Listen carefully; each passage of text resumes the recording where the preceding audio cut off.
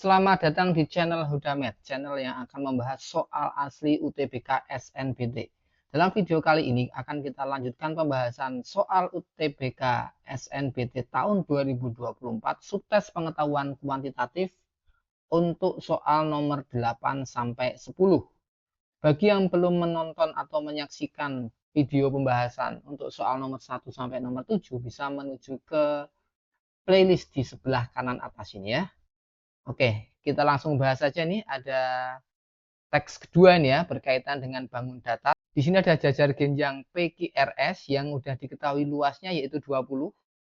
Ingat luas jajar genjang, alas kali tinggi ya. Berarti di sini alasnya adalah dari Q sampai R. Kita bisa lihat jaraknya berarti dari 0,0 sampai 4,0 berarti dari 0 sampai 4. Artinya jaraknya adalah 4 satuan. Sementara tingginya berarti dari T ke S. Ini tinggi di sini ya. Nah, tinggi ini nanti akan kita gunakan untuk menentukan koordinat titik S. Ingat konsepnya sistem koordinat kartesius. Ketika garisnya tegak atau vertikal, maka absis atau nilai X atau yang depan ini nilainya selalu sama. Untuk titik T ini 3,0 maka S-nya pasti juga 3, itu kalau tegak. Kalau misalkan mendatar atau horizontal, yang sama itu pasti ordinatnya atau Y-nya atau yang belakang ini. 0,0 belakangnya 0, 3,0 belakangnya juga 0, 4,0 belakangnya juga 0 karena ini mendatar. Nah, karena ini tegak berarti yang sama adalah X-nya. Tinggal kita cari Y-nya ya.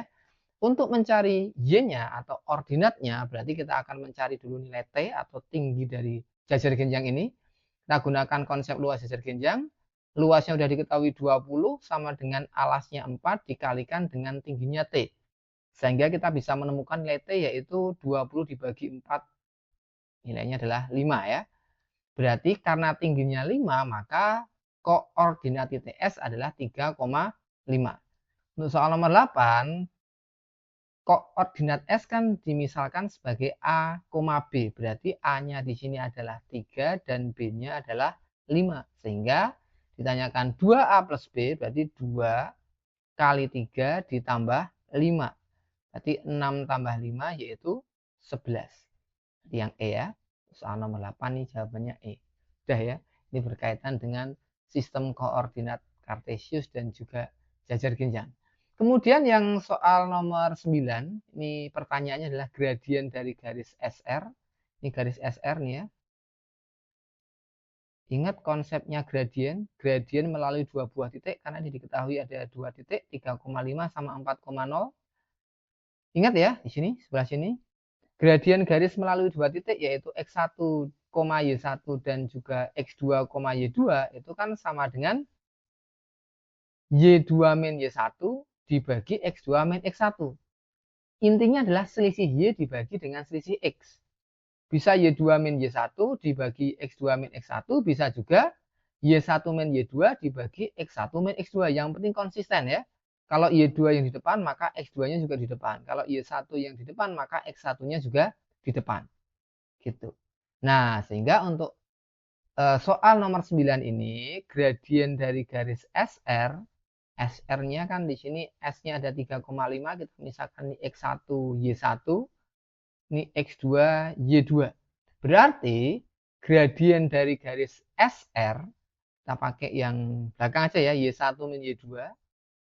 Jadi Y1-nya 5 dikurangi Y2-nya 0 dibagi dengan X1-nya 3 dikurangi X2-nya 4. Berarti sama aja dengan 5 per 3 kurangi 4 berarti min 1.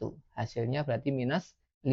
Berarti gradien dari garis SR ini adalah min 5. Berarti yang A gitu ya. Bisa dipahami ya. Kalau ada yang masih bingung bisa ditanyakan di kolom komentar. Untuk soal nomor 10, berarti ini lanjutan dari soal nomor 8 dan 9 tadi.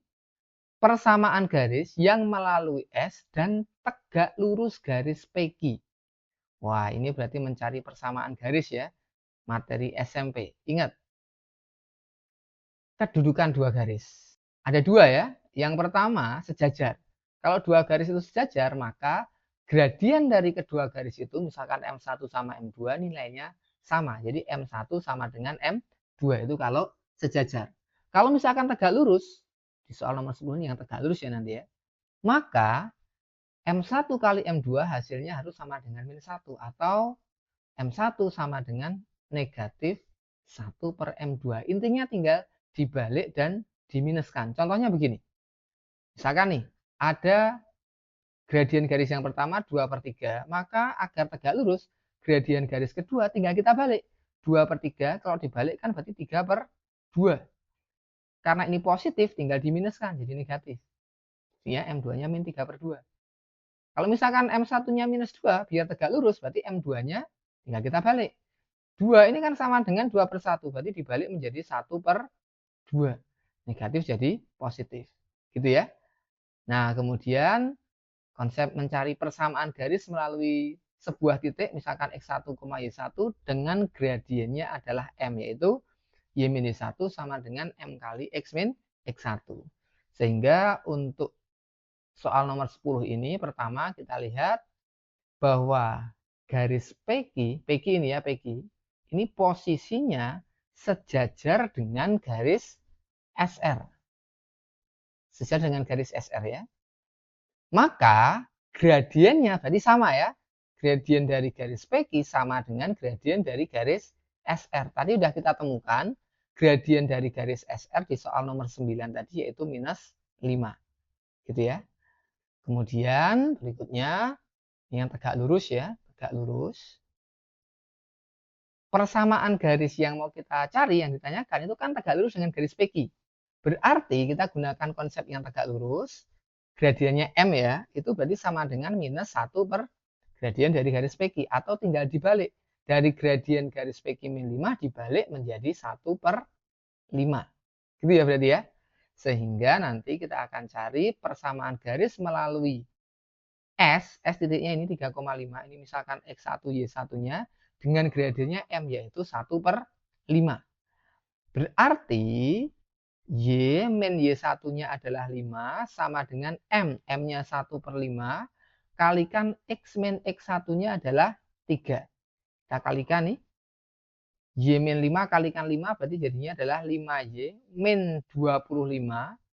Nah ini sama dengan 1 kali X min 3. Kita sesuaikan nih dengan pilihan jawaban. Berarti X-nya pindah ke kiri, min 25-nya pindah ke kanan.